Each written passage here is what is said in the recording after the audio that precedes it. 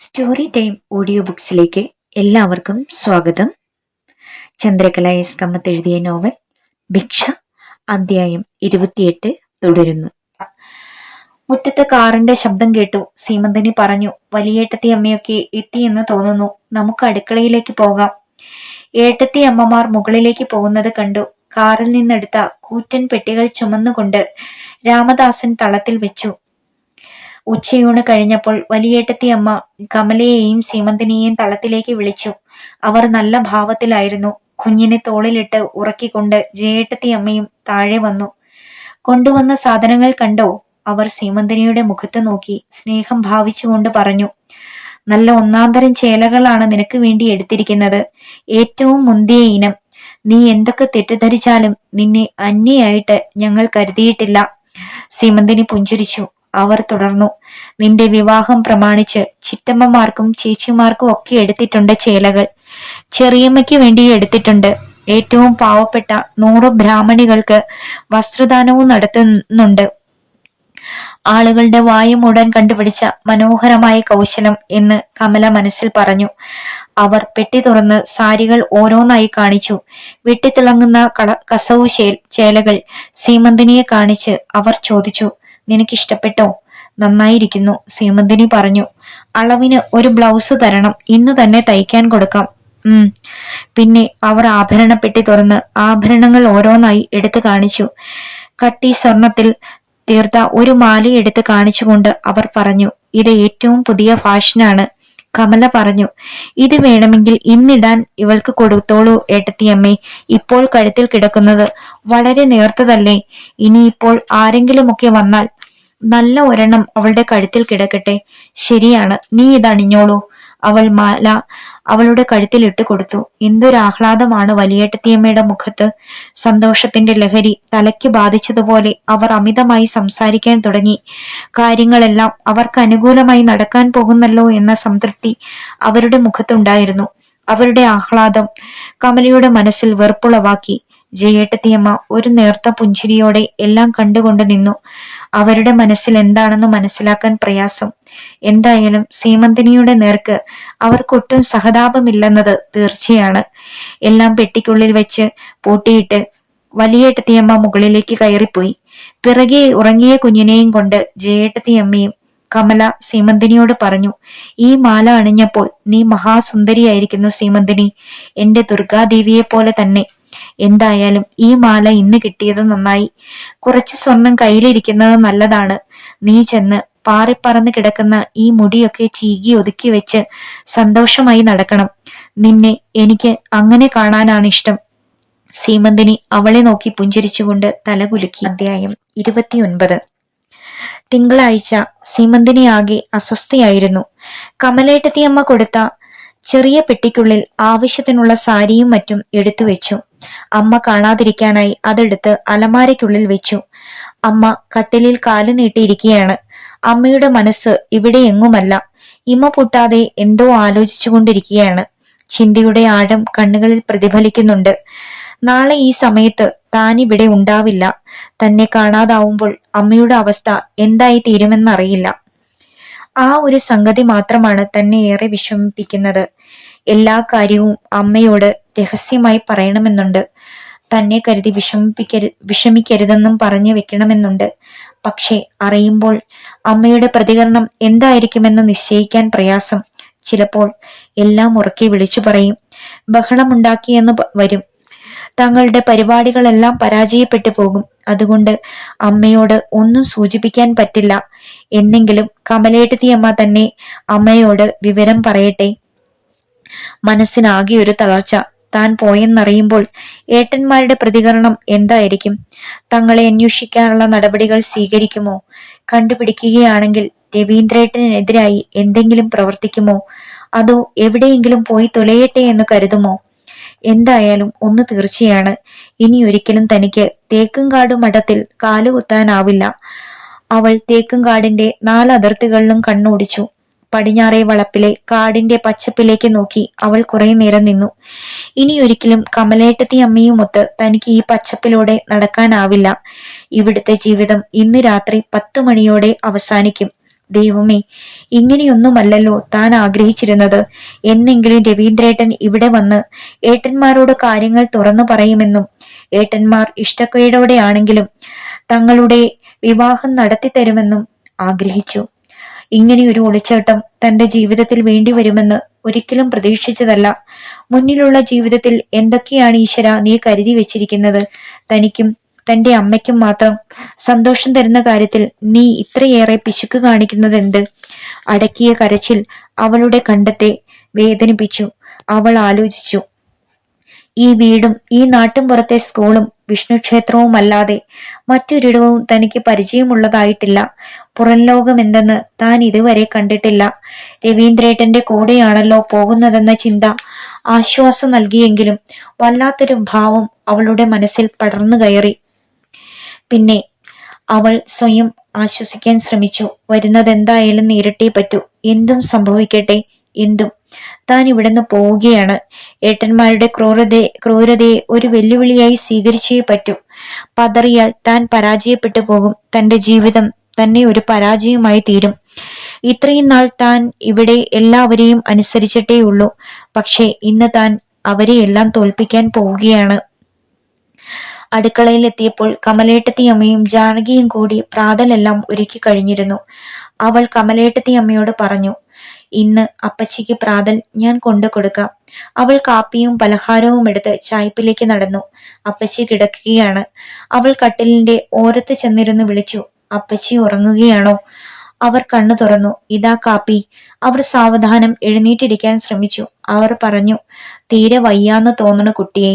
എഴുന്നേറ്റിരിക്കുമ്പോ തല കറങ്ങണ പോലെ. ഇത് കഴിച്ചിട്ട് അപ്പച്ചി കിടന്നോളൂ.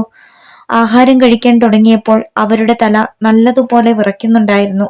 സീമന്തിനി അവരെ തന്നെ നോക്കിയിരുന്നു. ഇനി ഒരിക്കലും ഈ അപ്പച്ചിയെ കാണാൻ പറ്റില്ലല്ലോ എന്ന് അവൾ ഓർത്തു. അപ്പച്ചി തന്നെ സ്നേഹിച്ചിരുന്നു. അപ്പച്ചി പറഞ്ഞു, അപ്പോൾ കല്യാണത്തിനുള്ള ഒരുക്കങ്ങൾ തുടങ്ങിയല്ലേ കുട്ടിയെ? അവർക്ക് വാശി തന്നെയാ ഈ കല്യാണം നടത്തണമെന്ന്, അല്ലേ? ദുഷ്ടന്മാർ. സീതയാണ് ഇതിനൊക്കെ കാരണക്കാരി. അവൾ വിലക്കിയിരുന്നെങ്കിൽ മൂത്തവൻ ഇത് നടത്താൻ തുനിയില്ലായിരുന്നു. അവരുടെ സ്വരം ചിലമ്പിച്ചതായിരുന്നു. അവരുടെ കാഴ്ച മങ്ങിയ കണ്ണുകളിൽ കണ്ണീർ നിറഞ്ഞു കവിഞ്ഞു. അവർ തുടർന്നു, ഈ കല്യാണം നിശ്ചയിച്ചെന്നറിഞ്ഞപ്പോൾ തുടങ്ങിയ ആധിയാണ് എനിക്ക്. ഇനി ഞാൻ കിടപ്പിലാവുകയേ ഉള്ളൂ കുട്ടിയെ. അവർ പറഞ്ഞു, തങ്കം പോലുള്ള കുട്ടി. അവളെ പിടിച്ച് ബുദ്ധിയില്ലാത്ത ഈ കഴുതയ്ക്ക് കൊടുക്കുക എന്ന് പറഞ്ഞാലോ? അവൻ എന്റെ മോൻ തന്നെയാ. അവനോട് ഈ ജന്മം എനിക്ക് സ്നേഹക്കുറവ് തോന്നില്ല. എങ്കിലും അവൻ കാരണം ഒരു കന്യകയുടെ ജീവിതം പാഴാവുന്നത് എനിക്ക് സങ്കടമാണ്. അവർ ചോദിച്ചു, എന്താണ് ഇവരുടെ ഉദ്ദേശമെന്ന് നിനക്കറിയോ? സീമന്തിനി മറുപടിയൊന്നും പറഞ്ഞില്ല. അവർ പറഞ്ഞു, ഞാൻ പറഞ്ഞു തരാം. നിന്റെ വീതത്തിലുള്ള സ്വത്ത് കൂടി വാരി വിഴുങ്ങാനാ 3 പേർക്കും കൂടി. ആ സദാനന്ദന്റെ ഭാര്യ മാത്രമേയുള്ളൂ മനസാക്ഷിയുള്ളതായിട്ട്. ആവേശത്തോടെയാണ് അവർ സംസാരിച്ചത്. അവർ വല്ലാതെ കിതയ്ക്കാൻ തുടങ്ങി. സീമന്തിനി പറഞ്ഞു, ഇനി അതൊന്നും പറഞ്ഞിട്ട് കാര്യമില്ലല്ലോ അപ്പച്ചി. അപ്പച്ചി ഇത് കഴിച്ചിട്ട് കിടന്നോളൂ. മതി, എനിക്ക് മതി. വിശപ്പും ഇല്ല, ദാഹവും ഇല്ല. ആത്മാവ് കിടക്കണുണ്ടല്ലോ ശരീരത്തിനുള്ളില്. അത് പുറത്ത് കടക്കുന്നത് വരെ ജീവിക്കണമല്ലോ എന്നോർത്ത് കുറേശ്ശേ കഴിക്കണമെന്നേ ഉള്ളൂ. മടുത്തു ഞാൻ. ജീവിതം മടുത്തു. അവർ പിറുപിറുത്തുകൊണ്ട് വീണ്ടും മെത്തയിലേക്ക് ചാഞ്ഞു. സീമന്തിനി പാത്രങ്ങൾ എടുത്ത് അടുക്കളയിലേക്ക് നടന്നു. ഉച്ചയൂണ് കഴിഞ്ഞ് എല്ലാവരും അവരവരുടെ മുറികളിൽ പോയപ്പോൾ കമല സീമന്തിനിയോട് ചോദിച്ചു, ആവശ്യത്തിനുള്ള വസ്ത്രങ്ങളെല്ലാം പെട്ടിക്കുള്ളിൽ എടുത്തു വെച്ചോ നീ? അതെടുത്തുകൊണ്ട് വന്ന് ആരും കാണാതെ കലവറയുടെ കതകിന് പിന്നിലോ അച്ഛന്റെ മുറിയിലെ കട്ടിൻ കീഴിലോ വെച്ചോളൂ. ഇപ്പോൾ തന്നെ. എല്ലാവരും ഉച്ചമയക്കത്തിലാണല്ലോ. രാത്രിയിൽ ഇവിടെ അല്പം ജോലി ഉള്ളത് കൊണ്ട് ഇന്ന് ഇവിടെയാണ് കിടക്കുന്നതെന്ന് ചെറിയമ്മയോട് പറഞ്ഞിട്ട് വേണം വരാൻ. ഞാനും മുറിയിൽ ചെന്ന് കിടക്കാൻ പോകുക. മനസ്സിനൊരു വല്ലായ്മ പോലെ. നീ പോയാൽ പിന്നെ എനിക്കിവിടെ ഏകാന്തതയായിരിക്കും. അത് ഓർക്കുമ്പോൾ സങ്കടം തോന്നുന്നു. സാരമില്ല, കുറെ കഴിയുമ്പോൾ ഏകാന്തതയും ശീലമാകും. സീമന്തിനി സങ്കടത്തോടെ കമലയെ നോക്കി നിന്നു. കമല പറഞ്ഞു, നീ ചാവടിയിലേക്ക് ചെല്ല്. ഇനിയുള്ള സമയം അമ്മയോടൊത്ത് ചെലവഴിക്കേ. ഭയവും സങ്കടവും ഉത്കണ്ഠയും എല്ലാം കലർന്ന ഇരുണ്ട ഭാവം സീമന്തിനിയുടെ മുഖത്ത് പരന്നു. വിഷമിക്കണ്ട, എന്റെ മുത്തശ്ശിയുടെ വീട്ടിലല്ലേ ഇപ്പോൾ താമസിക്കാൻ പോകുന്നത്. എന്നെങ്കിലും ഞാൻ വരും അവിടെ. എന്റെ വീട്ടിൽ ചെല്ലുമ്പോൾ നിന്റെ ഏട്ടൻ അറിയാതെ വേണമല്ലോ വരാൻ. കമല അവളുടെ തോളിൽ തട്ടി സമാധാനിപ്പിച്ചുകൊണ്ട് മുറിയിലേക്ക് പോയി. രാത്രി അത്താഴം കഴിഞ്ഞ ഉടനെ അമ്മ കിടക്കാനുള്ള ഒരുക്കങ്ങൾ തുടങ്ങി. സീമന്തിനി പറഞ്ഞു, അമ്മ വാതിലടച്ചു കിടന്നോളൂ. എനിക്കും കമലേട്ടത്തി അമ്മയ്ക്കും അവിടെ അല്പം ജോലിയുണ്ട്. ചിലപ്പോൾ ഞാൻ ഇന്ന് അച്ഛന്റെ മുറിയിലാവും കിടക്കുക. സീമന്തിനി ചാവടിയിൽ നിന്നിറങ്ങിയപ്പോൾ ചെറിയമ്മ വാതിലടച്ചു.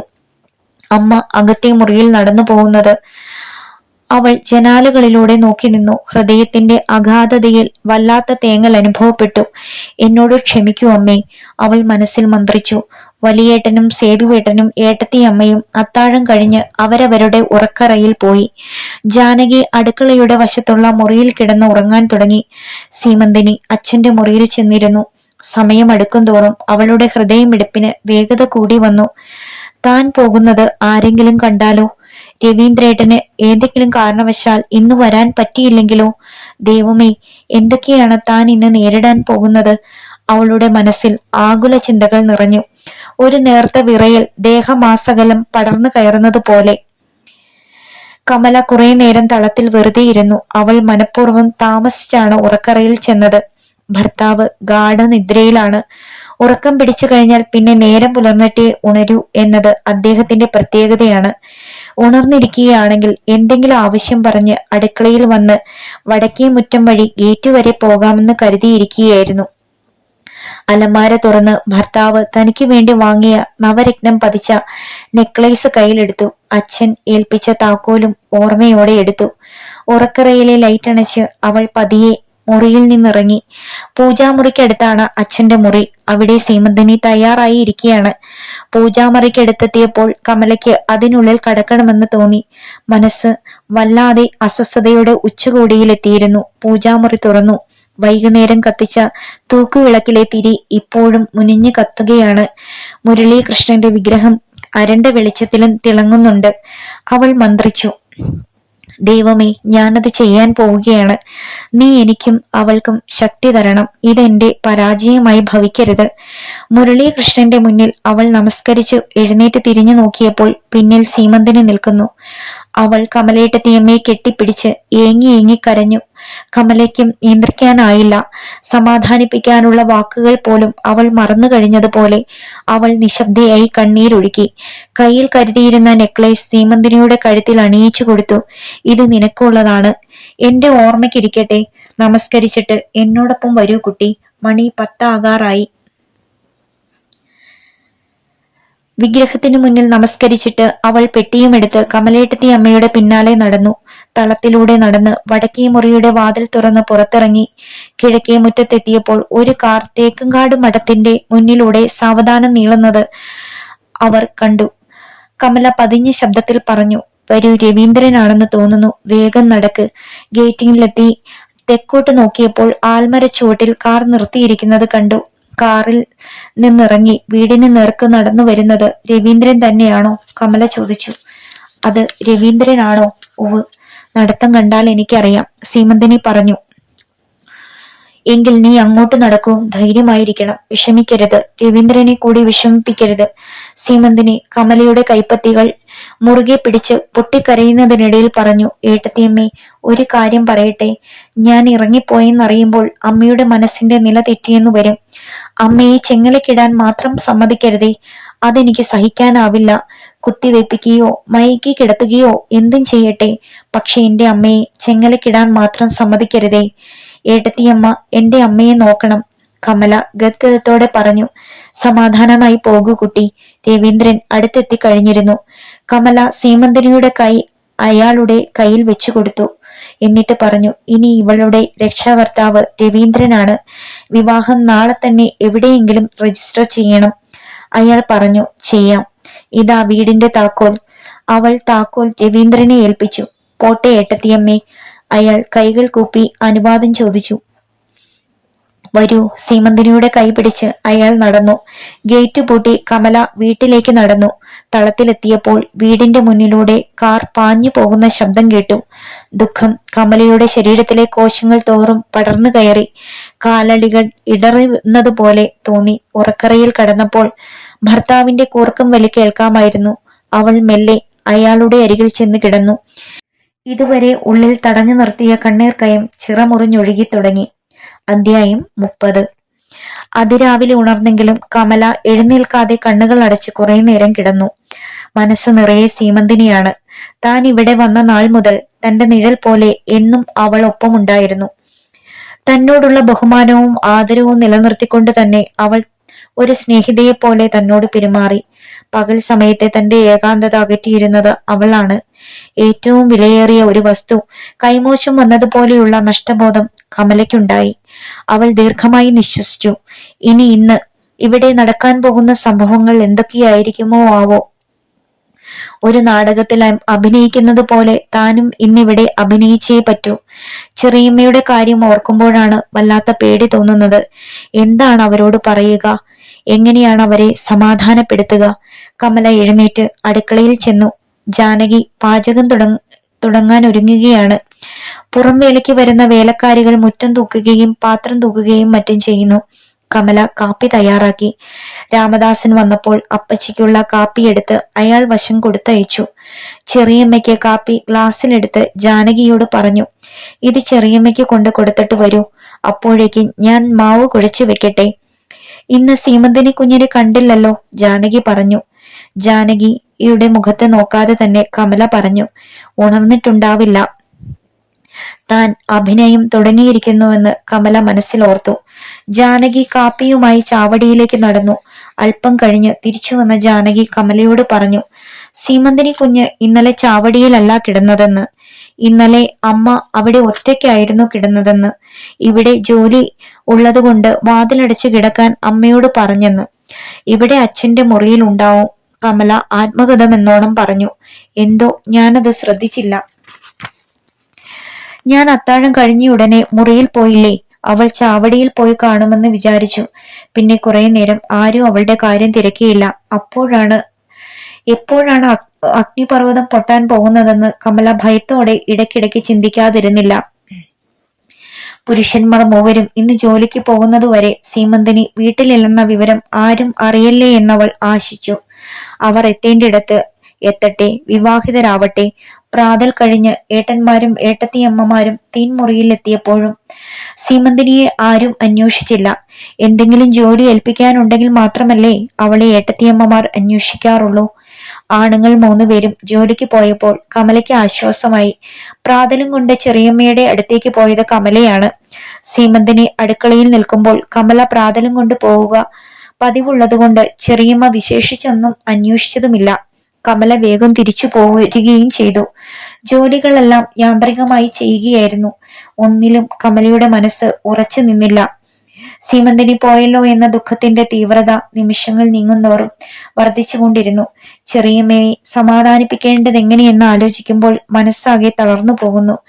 മറ്റുള്ളവരുടെ പ്രതികരണം എന്തായിരിക്കുമെന്ന് ചിന്തിക്കുമ്പോൾ ഭയവും തോന്നുന്നു. സീമന്തിനി ഇന്ന് അടുക്കളയിൽ എത്തിയില്ലല്ലോ എന്ന് ജാനകി ഇടയ്ക്കിടെ പറഞ്ഞുകൊണ്ടിരുന്നു. കമല പറഞ്ഞു, ഒരു വേള ഇന്നലെ രാത്രി നല്ല പോലെ ഉറങ്ങിക്കാണില്ല. ഇപ്പോൾ കിടന്നുറങ്ങുകയായിരിക്കും. ഉറങ്ങട്ടെ, ശല്യപ്പെടുത്തണ്ട. സമയം ഉച്ചയോടടുക്കാറായപ്പോൾ സീമന്തിനി കുഞ്ഞിനെ ഇന്ന് ഉറങ്ങിയത് മതി, വിളിച്ചുണർത്ത് കുഞ്ഞെ. അച്ഛന്റെ മുറിയിൽ ഉണ്ടാവും. ജാനകി ചേച്ചി പോയി ഉണർത്ത്, കമല പറഞ്ഞു. സീമന്തിനിയെ ഉണർത്താൻ അച്ഛന്റെ മുറിയിൽ പോയ ജാനകി തിടുക്കത്തിൽ തിരിച്ചു വന്നു. സീമന്തിനി കുഞ്ഞ് ആ മുറിയിൽ ഇല്ലല്ലോ. പിന്നെ എവിടെ പോയി? ഏട്ടന്റെ മക്കളുടെ മുറിയിൽ ഉണ്ടാവും, കമല ഒട്ടും പതർച്ചയില്ലാതെ പറഞ്ഞു. പല ആവർത്തി വിളിച്ചിട്ടും കാണാത്തത് കൊണ്ട് ജനാലയ്ക്കൽ വന്നു നിന്നു. ജാനകി വീണ്ടും ഓടി വന്നു നിന്നു. ഇല്ല, ഇവിടെ ഒരു മുറിയിലുമില്ല സീമന്തിനി കുഞ്ഞ്. ഞാൻ എല്ലായിടവും നോക്കി. ഇല്ലേ? ചായപ്പിളി ചെന്ന് നോക്ക്, അപ്പച്ചിയുടെ അടുത്തുണ്ടാവും, കമല പറഞ്ഞു. താൻ നല്ലപോലെ അഭിനയിക്കാൻ തുടങ്ങിയല്ലോ എന്ന് കമല ഓർത്തു. ചെറിയമ്മ ചോദിച്ചു, ഇവിടെ ഇല്ലെങ്കിൽ പിന്നെ എവിടെ പോയി അവള്? ഇവിടെ ജോലിയുണ്ടെന്ന് പറഞ്ഞാണ് ഇന്നലെ അവൾ അവിടെ കിടക്കാൻ വരാഞ്ഞത്, ചെറിയമ്മ വെമ്പലോടെ പറഞ്ഞു. പക്ഷെ ഇവിടെ എല്ലാ മുറിയിലും ഞാൻ നോക്കി, ഇല്ല. ഇനി ചായപ്പിൽ ചെന്ന് നോക്കട്ടെ. ജാനകി ചായ്പിലേക്ക് നടന്നു. കമലയുടെ ഹൃദയമിടിപ്പിന് വേഗത കൂടി. തേക്കുംകാട് മഠത്തിൽ ഇന്ന് ചിലതൊക്കെ സംഭവിക്കും. ഒന്നും അറിയാത്തതുപോലെ ഈ അഭിനയമാണ് ഏറ്റവും വിഷമകരം. പക്ഷേ തനിക്ക് അഭിനയിക്കാതെ പറ്റില്ല. കള്ളം പറഞ്ഞേ തീരൂ. തന്റെ കുടുംബ സമാധാനത്തിന് അത് അത്യാവശ്യമാണ്. ജാനകി സംഭ്രമത്തോടെ ഓടി വന്നു. ഇല്ല, അവിടെ എങ്ങും ചെന്നതേയില്ലെന്ന്. അയ്യോ, എവിടെ പോയി അവള്? ഇനി രാവിലെ അമ്പലത്തിലെങ്ങാനും പോയതാണോ? അമ്പലത്തിൽ പോകുന്നെങ്കിൽ ആരോടെങ്കിലും പറഞ്ഞേ അവൾ പോകൂ. ചെറിയമ്മയുടെ മുഖത്ത് പരിഭ്രമം വിളർച്ച പരത്തി. അവർ സീമന്തിനിയെ നീട്ടി വിളിച്ചുകൊണ്ട് പടിഞ്ഞാറേ വളപ്പിലേക്ക് ധൃതിയിൽ നടന്നു.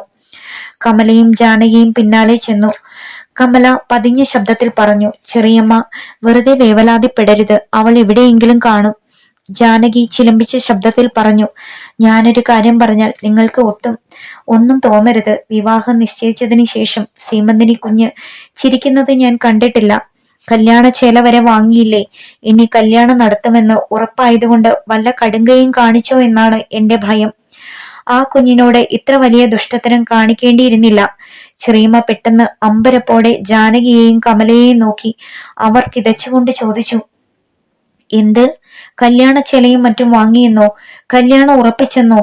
കല്യാണമൊന്നും നടത്തില്ലെന്നാണല്ലോ അവൾ എന്നോട് പറഞ്ഞത്. മൂത്തവൻ എന്നെ പേടിപ്പിക്കാൻ ആണല്ലോ കമല അന്ന് എന്നോട് പറഞ്ഞത്. ഞാൻ എന്നെ കൊണ്ട് ആവുന്ന രീതിയിലൊക്കെ പറഞ്ഞു നോക്കിയതാണ്. പക്ഷെ അവർ അത് നടത്താൻ തീരുമാനിക്കുക തന്നെ ചെയ്തു. ദൈവമേ, എന്റെ കുഞ്ഞ് വല്ലതും പ്രവർത്തിച്ചു കാണുമോ? ഈ കല്യാണം നടത്തിയാൽ അവൾ കുളത്തിൽ ചാടി കളയുമെന്ന് എന്നോട് പറഞ്ഞതാണ്. ചെറിയമ്മ മാറത്തടിച്ച് ഉറക്കെ നിലവിളിച്ചുകൊണ്ട് കുളക്കരയിലേക്ക് ഓടി. അവർ വല്ലാത്ത അലർച്ചയോടെ അവിടെയെല്ലാം ഓടി നടന്നു. ബഹളം കേട്ട് ഏട്ടത്തിയമ്മമാർ അടുക്കള വാതിലിൽ വന്ന് എത്തി നോക്കി. വലിയേട്ടത്തി അമ്മ ജാനകിയെ വിളിച്ച് കാര്യം അന്വേഷിച്ചു. അവരുടെ മുഖത്തും അമ്പരപ്പ് പടർന്നു കയറുന്നത് കമല കണ്ടു. ചെറിയമ്മ തീർത്തും ഒരു ഭ്രാന്തിയെ പോലെ ആയി കഴിഞ്ഞിരുന്നു. അവർ എന്തൊക്കെയോ പറഞ്ഞ് നിലവിളിച്ചുകൊണ്ടിരുന്നു. തേക്കുംകാട് മഠത്തിന്മേൽ അവരുടെ ശാപവാക്കുകൾ തീക്കനലുകൾ പോലെ പാറി വീഴുന്നത് കമല സങ്കടത്തോടെ കേട്ടുകൊണ്ട് നിന്നു. വലിയേട്ടത്തിയമ്മ പറഞ്ഞതനുസരിച്ച് വിഷ്ണു ക്ഷേത്രം വരെ പോയി മടങ്ങി വന്ന ജാനകി സീമന്തിനി അങ്ങോട്ടെങ്ങും ചെന്നില്ലെന്ന വാർത്തയുമായി വന്നു. ജയേട്ടത്തിയമ്മ വലിയേട്ടത്തിയമ്മയോട് വിവരം പറയുന്നത് കേട്ടു. വലിയേട്ടനോട് ഫോൺ ചെയ്ത് വിവരം അറിയിക്കുന്നതല്ലേ നല്ലത്? ശരിയാണ്. അവർ മുകളിലേക്ക് ഓടിക്കയറി. 1 മണിക്കൂറിനകം വലിയേട്ടനും അനുജന്മാരും കാറിൽ നിന്നിറങ്ങി ധൃതിയിൽ വീട്ടിനുള്ളിലേക്ക് നടന്നു വന്നു. സദാനന്ദൻ അടുക്കളയുടെ നേർക്ക് നടന്നു. ചെറിയമ്മയുടെ അടുത്ത് നിന്ന കമലയെ കൈകാട്ടി വിളിച്ചു. അവൾ അടുത്തെത്തിയപ്പോൾ അയാൾ നീരസത്തോടെ ചോദിച്ചു, എന്താ ബഹളം? പെണ്ണ് ചാവുകയോ മറ്റോ ചെയ്തോ? കമല പറഞ്ഞു, ചത്തില്ല, പക്ഷേ രാവിലെ മുതൽ അവളെ കാണുന്നില്ല. എവിടെ പോകാനാണ് അവൾ? നിങ്ങൾ വളപ്പിലെല്ലാം നോക്കിയോ? നോക്കി, എങ്ങുമില്ല. ഭർത്താവിന്റെ മുഖത്ത് സംശയവും അമ്പരപ്പവും പടരുന്നത് അവൾ കണ്ടു. ചെറിയമ്മയുടെ അലർച്ച തേക്കുംകാട് മഠത്തിനെ വിറപ്പിക്കാൻ പോന്നതായിരുന്നു. അധ്യായം 31. തേക്കുംകാട് പുരയിടത്തിനുള്ളിലെ കുളങ്ങളുടെ കരതോറും ചെറിയമ്മ അലമുറ കൂട്ടിക്കൊണ്ട് ഓടി നടന്നു. എന്റെ സീമന്തിനിയെ അവരെല്ലാവരും ചേർന്ന് കൊന്നു. അവർ ഉരുവിട്ടുകൊണ്ടിരുന്നു. പടിഞ്ഞാറേ മുറ്റത്ത് കമലയുമായി സംസാരിച്ചു കൊണ്ട് നിന്ന സദാനന്ദനെ കണ്ടപ്പോൾ അവർ മാറത്തടിച്ച് നിലവിളിച്ചുകൊണ്ട് പറഞ്ഞു, നിങ്ങൾ എല്ലാവരും ചേർന്ന് എന്റെ കുഞ്ഞിനെ എന്ത് കാട്ടി സദാനന്ദ? അവളും നിങ്ങളുടെ അച്ഛന് തന്നെ ജനിച്ചവളായിരുന്നല്ലോ. എവിടെ എന്റെ കുട്ടി, എന്റെ കുഞ്ഞ്? അയാൾ താഴ്ന്ന സ്വരത്തിൽ കമലയോട് പറഞ്ഞു. നീ എന്തെങ്കിലും പറഞ്ഞ് സമാധാനിപ്പിച്ച് അവരെ ഒന്ന് ചാവടിയിൽ കൂട്ടിക്കൊണ്ടു പോ. അയാൾ തിരിഞ്ഞു നടന്നു. കമല ചെറിയമ്മയുടെ അടുത്ത് ചെന്ന് നിന്നെങ്കിലും അവരെ സമാധാനിപ്പിക്കാൻ കഴിയാതെ മൗനിയായി നിന്നതേയുള്ളൂ. അവരുടെ കരഞ്ഞു ചുവന്ന കണ്ണുകളും തളർന്നു വിറയാർന്ന ശബ്ദങ്ങളും അവളെ വല്ലാതെ വേദനിപ്പിച്ചു. അവർ അല്പമെങ്കിലും ശാന്തയായെങ്കിൽ മാത്രമേ എന്തെങ്കിലും പറഞ്ഞ് അവരെ സമാധാനിപ്പിക്കാൻ പറ്റൂ. ദൂരെ ചായ്പിൽ നിന്നും അപ്പച്ചി അടുക്കള ഭാഗത്തേക്ക് നടന്നു വരുന്നത് കണ്ടു. അവർക്ക് നടക്കാൻ പ്രയാസമുണ്ടെന്ന് അവരുടെ വിറയ്ക്കുന്ന ചുവടുവയ്പ്പുകൾ കണ്ടാൽ അറിയാം. ചെറിയമ്മയുടെ നിലവിളി കേട്ട് വരുന്നതായിരിക്കും. അവരെ കണ്ടയുടനെ ചെറിയമ്മ അവരുടെ അടുത്തേക്ക് ഓടി. അവർ കേണു, എന്റെ അപ്പച്ചി, എവിടെ എന്റെ മോള്? അവളെ എവിടെ എങ്ങും കാണുന്നില്ലല്ലോ ചേച്ചി. ഏതു കുളത്തിലാണ് അവളുടെ ശവം പൊങ്ങാൻ പോകുന്നതെന്ന് എനിക്കറിയില്ല ചേച്ചി. എന്റെ ഈശ്വര! അപ്പച്ചി 2 കൈകൊണ്ടും നടുവിന് താങ്ങുകൊടുത്ത് പ്രജ്ഞയേറ്റതുപോലെ സ്തബ്ധയായി നിന്നു. അവരുടെ വികസിച്ച കണ്ണുകളിൽ വെളുത്ത പാട പൊതിഞ്ഞ കൃഷ്ണമണികൾ നിശ്ചലമായി കാണപ്പെട്ടു. പിന്നെ അവരുടെ ഒരു വശം കുഴഞ്ഞു വരുന്നത് പോലെയാവുകയും അവർ വിറച്ചുകൊണ്ട് പൊടുന്നനെ തളർന്നു വീഴുകയും ചെയ്തു.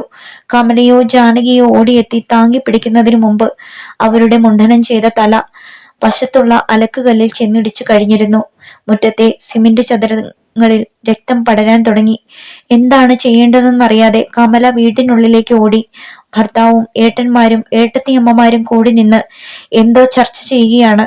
അസ്വസ്ഥതയുടെയോ രോഷത്തിന്റെയോ കാളിമ എല്ലാവരുടെയും മുഖത്തുണ്ട്. കമല പരിഭ്രമം പൂണ്ട സ്വരത്തിൽ പറഞ്ഞു, ആരെങ്കിലും ഒന്ന് അപ്പുറത്തേക്ക് വരണം. അപ്പച്ചി അലക്കുകല്ലിൽ മറഞ്ഞു വീണ് തല ചതഞ്ഞിരിക്കുന്നു. ബോധമില്ലാതെ കിടക്കുകയാണ്. ഹോ, ചത്തൊഴിയുന്നുമില്ലല്ലോ ദൈവങ്ങളെ ഇതുങ്ങളൊന്നും. വലിയേട്ടത്തിയമ്മ പിറുപിറുത്തു. വലിയേട്ടൻ ഭാര്യയോട് പറഞ്ഞു, നീയൊന്നും ഇപ്പോൾ അങ്ങോട്ട് പോകണ്ട. അവിടെ വേറൊന്നിന് ഭ്രാന്തിളകിയിട്ടുണ്ട്. നിന്നെ കാണുകയാണെങ്കിൽ ഉപദ്രവിക്കും. സേതുവേട്ടൻ പറഞ്ഞു, രാമദാസനില്ലേ അവിടെ? അവനോട് പറ അമ്മയെ താങ്ങിയെടുത്ത് ചായ്പിൽ കൊണ്ടുപോകാൻ. വയസ്സായാലും ഒരിടത്ത് അടങ്ങി കിടക്കില്ലെന്ന് വെച്ചാൽ എങ്ങനെയാ? ജയേട്ടത്തിയമ്മ വരാമോ ഒന്ന് എന്റെ കൂടെ? കമല സംഭ്രമത്തോടെ ചോദിച്ചു.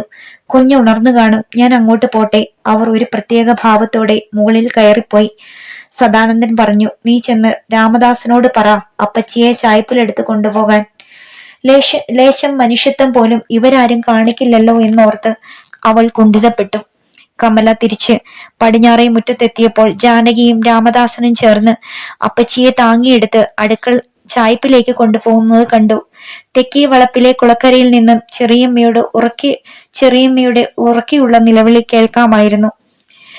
കമല ചായ്പിൽ ചെന്ന് അപ്പച്ചിയുടെ തലയിലെ മുറിവ് തുടച്ച് കെട്ടിവെച്ചു. അവർ ബോധം നശിച്ച നിലയിൽ തന്നെ കിടക്കുകയാണ്. നേരിയ ഞരക്കം പോലും അവരിൽ നിന്നുണ്ടാവുന്നില്ല.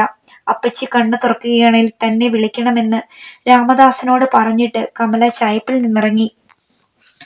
മനസ്സിനെ ബാധിച്ച അസ്വാസ്ഥ്യം ശരീരത്തെയും തളർത്തുന്നത് പോലെ ചെറിയമ്മയുടെ നിലവിളി കേൾക്കാമായിരുന്നെങ്കിലും അവൾ അവരുടെ അടുത്തേക്ക് പോകാതെ സ്വന്തം മുറിയിലേക്ക് നടന്നു. എന്തു പറയാനാണ് ഇപ്പോൾ ചെറിയമ്മയോട്? അവർ കരയട്ടെ, വേണ്ടുവോളം കരയട്ടെ. ഇത്രയെന്ന് ദൈവം കൽപ്പിച്ചിട്ടുണ്ടാവും. അത് മുഴുവൻ ചൊരിഞ്ഞേ പറ്റൂ, ആര് തടഞ്ഞാലും ഇല്ലെങ്കിലും. അവൾ കട്ടിലിൽ കയറി കണ്ണുകൾ അടച്ചു കിടന്നു. ജീവിതത്തിൽ ഇത്രയേറെ അസ്വാസ്ഥ്യം ജനിപ്പിച്ച നിമിഷങ്ങൾ ഇതിനു മുമ്പ് ഉണ്ടായിട്ടില്ല. സീമന്തിനിയെ കുറിച്ചുള്ള ചിന്ത ഒരു വശത്ത്, വീട്ടിലെ ഇപ്പോഴത്തെ കുഴഞ്ഞ അന്തരീക്ഷം. മുറിക്കുള്ളിൽ ഭർത്താവിന്റെ കാൽ പെരുമാറ്റം കേട്ടപ്പോൾ അവൾ കണ്ണു തുറന്നു. അയാൾ ഹാങ്ങറിൽ നിന്നും ഷർട്ട് ഇടുന്നതിനിടയിൽ ചോദിച്ചു, സീമന്തിനിയെ കുറിച്ച് നിനക്ക് എന്തെങ്കിലും ഊഹമുണ്ടോ? അവൾ അല്പനേരത്തേക്ക് ഒന്നും പറഞ്ഞില്ല. പിന്നെ ആത്മഗതമെന്നോണം പതിഞ്ഞ ശബ്ദത്തിൽ പറഞ്ഞു, രാമദാസേട്ടനെ കൊണ്ട് കല്യാണം കഴിപ്പിക്കാൻ തന്നെയാണ് ഏട്ടന്മാരുടെ തീരുമാനമെങ്കിൽ അവൾ ഇവിടുത്തെ ജീവിതം അവസാനിപ്പിക്കുമെന്ന് പല പ്രാവശ്യം പറഞ്ഞിരുന്നു. അവൾ ചോദിച്ചു, ഇന്നലെ അവൾ ചാവടിയിലല്ല കിടന്നതെന്ന് പറയുന്നത് കേട്ടല്ലോ. രാത്രി അത്താഴം കഴിഞ്ഞ് ഇവിടെയാണോ കിടന്നത്? അത്താഴം കഴിഞ്ഞ് ഞാൻ മുറിയിൽ വരുന്നത് വരെ അവൾ അടുക്കളയിൽ ഉണ്ടായിരുന്നു. ഭർത്താവിനോട് കള്ളം പറയുവാനുള്ള വൈമനസ്യം കാരണം കമല സത്യവും അസത്യവും അല്ലാത്ത രീതിയിൽ മറുപടി പറഞ്ഞു. പൂമുഖത്ത് നിന്ന് വലിയേട്ടൻ വിളിക്കുന്നത് കേട്ടപ്പോൾ അയാൾ മുറിയിൽ നിന്നിറങ്ങി. നേരം സന്ധ്യയാകാറായി. സദാനന്ദനും ഏട്ടന്മാരും വലിയേട്ടത്തിയമ്മയും പൂമുഖത്തിരുന്ന് ചൂട് പിടിച്ച ചർച്ച വളരെ പതിഞ്ഞ ശബ്ദത്തിൽ നടത്തുകയാണ്. കമല തളത്തിൽ വന്ന് കുറെ നേരം വെറുതെ നിന്നു. അപ്പച്ചി ഏത് നിലയിലാണെന്നറിയില്ല. ചെറിയമ്മയുടെ കരച്ചിൽ എപ്പോഴാണ് നിന്നതെന്നറിയില്ല. അവർ ചാവടിയിൽ കയറി കാണുമോ? അത് ഏതെങ്കിലും കുളക്കരയിൽ? തനിക്കിനി എങ്ങും പോകാൻ വയ്യ. താൻ മാത്രം എന്തിന് അവരെ കുറിച്ചോർത്ത് ആകുലപ്പെടണം? മനസ്സാകെ മരവിച്ചതുപോലെ അവൾക്ക് തോന്നി. പൂജാമുറിയിൽ കയറി നിലവിളക്ക് കത്തിച്ചു. തുളസിത്തറയിൽ കത്തിക്കാനുള്ള ദീപവുമായി അവൾ തളത്തിലൂടെ പൂമുഖത്ത് എത്തിയപ്പോൾ വലിയേട്ടത്തിയമ്മ കാറിൽ കയറി എങ്ങോട്ടോ പോകുന്നത് കണ്ടു. അവൾ വീണ്ടും തളത്തിൽ വന്നിരുന്നു. പുറത്ത് അന്തരീക്ഷം ഇരുണ്ടു വരികയാണ്. രാത്രിയുടെ തുടക്കം. ചെറിയമ്മയെയും അപ്പച്ചിയെയും ചെന്ന് കാണാതിരിക്കാൻ മനസ്സനുവദിക്കുന്നില്ല. അവരെ തീർത്തും അനാഥരാക്കുന്നത് പാപമാണ്. അവരും മനുഷ്യരാണല്ലോ തന്നെ പോലെ. കമല എഴുന്നേറ്റ് ചായ്പിലേക്ക് നടന്നു. അടുക്കള വഴി പടിഞ്ഞാറേ മുറ്റത്തെത്തിയപ്പോൾ അടുക്കളയിൽ നിന്നും ജാനകി വിളിച്ചു പറഞ്ഞു, അപ്പച്ചിക്ക് ഇതുവരെ ബോധം തെളിഞ്ഞിട്ടില്ല. ഒരു ശ്വാസം മാത്രമേ ഉള്ളൂ. ചെറിയമ്മ ചാവടിയിൽ കയറിയിട്ടില്ല, കുളക്കരയിലുണ്ട്. അത്താഴം സമയത്തിനൊരുക്കിയില്ലെങ്കിൽ വലിയേട്ടത്തിയമ്മ കലമ്പും. അതുകൊണ്ട് ഞാനിങ്ങു പോന്നു. കമല വേഗം ചായ്പിലേക്ക് നടന്നു. രാമദാസൻ അമ്മയ്ക്ക് കാവലിരിക്കുകയാണ്. കണ്ണു തുറക്കുമ്പോൾ അവളെ വിവരം അറിയിക്കണമെന്ന് പറഞ്ഞതുകൊണ്ട് അയാൾ മുഖത്ത് നോക്കി ഒരേ ഇരിക്കുകയാണ്. കമലയെ കണ്ടപ്പോൾ അയാൾ പറഞ്ഞു, കണ്ണു തുറക്കണില്ലല്ലോ അമ്മ. തുറക്കും. രാമദാസേട്ടൻ ഇവിടെ തന്നെ ഇരിക്കണം. അമ്മ എന്തെങ്കിലും പറയുന്നുണ്ടോ എന്ന് ശ്രദ്ധിക്കണം. അയാൾ തലകുലുക്കി. കമല അടുക്കള ജനാലയ്ക്കൽ നിന്ന് ജാനകിയെ വിളിച്ചു. എന്റെ കൂടെ ഒന്നു വരൂ, നമുക്ക് ചെറിയമ്മയെ എങ്ങനെയെങ്കിലും ചായ്പിലേക്ക് കൂട്ടിക്കൊണ്ടുവരാം. അവർ തെക്കേ വളപ്പിലേക്ക് നടന്നു. കുളക്കരയിൽ തളർന്ന് അവശയായി കിടക്കുകയാണ് ചെറിയമ്മ. കമല അടുത്തു ചെന്നിരുന്നു. അവരുടെ ചുമലിൽ പിടിച്ചുകൊണ്ട് പറഞ്ഞു, ചെറിയമ്മേ, നേരം രാത്രിയാവുന്നു, നമുക്ക് ചാവടിയിലേക്ക് പോകാം, വരൂ. ചെറിയമ്മ അവളെ നോക്കി കരഞ്ഞുകൊണ്ട് പറഞ്ഞു. എപ്പോഴാണോ അവളുടെ ശവം പൊങ്ങി വരണത്, ആ നിമിഷം ഇതിൽ ചാടി ഞാനും അങ്ങ് അവസാനിപ്പിക്കും. അതിനവൾ കുളത്തിൽ ചാടിയെങ്കിലല്ലേ ചെറിയമ്മേ? പിന്നെ എവിടെ എന്റെ കുഞ്ഞ്? അവൾ ദൈന്യഭാവത്തിൽ കമലയോട് ചോദിച്ചു. നമുക്ക് ചാവടിയിലേക്ക് പോകാം, വരൂ, എന്നിട്ട് സംസാരിക്കാം. ജാനകിയും കമലയും അവരെ താങ്ങി പിടിച്ചുകൊണ്ട് ചാവടിക്കുള്ളിൽ കയറി. അടുക്കളയിൽ ചെന്ന് ചെറിയമ്മയ്ക്ക് വേണ്ടി കുടിക്കാൻ എന്തെങ്കിലും തയ്യാറാക്കി കൊണ്ടുവരാൻ ജാനകിയെ പറഞ്ഞയച്ച് അവൾ കട്ടിലിന്റെ ഓരത്തിരുന്നു. അവൾ എവിടെ കമലെ? എന്റെ സീമന്തിനി എവിടെ? എന്റെ പൊന്നുമകൾ എവിടെ? അവൾ കുളത്തിൽ ചാടി ചത്തു കാണുമോ? ഇല്ല, അങ്ങനെയൊന്നും സംഭവിച്ചിട്ടില്ല. പിന്നെ എവിടെ അവൾ? അതെനിക്കറിയില്ല. അന്വേഷിക്കുന്നുണ്ട് അവളുടെ ഏട്ടന്മാർ. ഒന്ന് ഞാൻ പറയാം, അവൾ എവിടെയെങ്കിലും കാണും. ചെറിയമ്മ അല്പം സമാധാനമായി കിടക്കണം. എനിക്കെങ്ങനെ സമാധാനിക്കാൻ പറ്റും കമലെ? അവർ വീണ്ടും ഏങ്ങി ഏങ്ങി കരയാൻ തുടങ്ങി. കരഞ്ഞ് കരഞ്ഞ് അവരുടെ ഒച്ച അടഞ്ഞു കഴിഞ്ഞിരുന്നു. ജാനകി കൊണ്ടുവന്ന പാൽ കമല അവരെ നിർബന്ധിച്ചു കുടിപ്പിച്ചു. ഉറക്കം കിട്ടാൻ ഡോക്ടർ കൊടുത്ത ഗുളിക അലമാരയിൽ നിന്നെടുത്ത് ചെറിയമ്മയ്ക്ക് കൊടുത്തിട്ട് കമല പറഞ്ഞു, ഇത് വിഴുങ്ങിയിട്ട് സമാധാനമായി കിടക്കൂ ചെറിയമ്മേ. സീമന്തനിക്ക് ഒന്നും പറ്റിയിട്ടില്ലെന്ന് മാത്രം വിചാരിക്കുക. കമലയോട് എതിരൊന്നും പറയാതെ അവർ ഗുളിക വിഴുങ്ങി. അവർ മയങ്ങാൻ തുടങ്ങുന്നതുവരെ കമല കട്ടിലിനരികിൽ ഇരുന്നു. പിന്നെ ചാവടി പുറത്തുനിന്നും പൂട്ടി അവൾ വീട്ടിലേക്ക് നടന്നു. വലിയേട്ടത്തിയമ്മ കാറിൽ നിന്നിറങ്ങി ധൃതിയിൽ പൂമുഖത്തേക്ക് വന്നു. ആണുങ്ങൾ മൂവരും അവരുടെ വരവ് പ്രതീക്ഷിച്ചിരിക്കുകയായിരുന്നു. കമല തളത്തിൽ നിന്ന് പൂമുഖത്തേക്കുള്ള വാതിൽക്കൽ ചെന്ന് നിന്നു. വലിയേട്ടത്തിയമ്മ പറഞ്ഞു, നമ്മൾ സംശയിച്ചത് തന്നെയാണ് ശരിയെന്ന് തോന്നുന്നു. ഞാൻ പുരോഹിതന്റെ വീട്ടിൽ ചെന്നു. 1 മാസത്തേക്ക് മക്കളെ ബോർഡിങ്ങിൽ നിന്നും കൊണ്ടുവരുന്നുണ്ടെന്നും അവർക്ക് കഴിഞ്ഞ വർഷത്തെ പോലെ കുറച്ച് മലയാളം പറഞ്ഞു കൊടുക്കണമെന്ന് രവീന്ദ്രനോട് പറയാനാണ് വന്നതെന്നും പറഞ്ഞു. രവീന്ദ്രൻ ഇന്നലെ സന്ധ്യയ്ക്ക് വീട്ടിൽ നിന്ന് പോയതാണത്രേ. രാത്രി വന്നില്ല, പിന്നെ ഈ നിമിഷം വരെ വന്നില്ലെന്ന്. വരുമ്പോൾ ഇങ്ങോട്ട് വരാൻ പറയണമെന്ന് മാത്രം പുരോഹിതന്റെ ഭാര്യയോട് പറഞ്ഞ് ഞാൻ ഇങ്ങ് പോന്നു.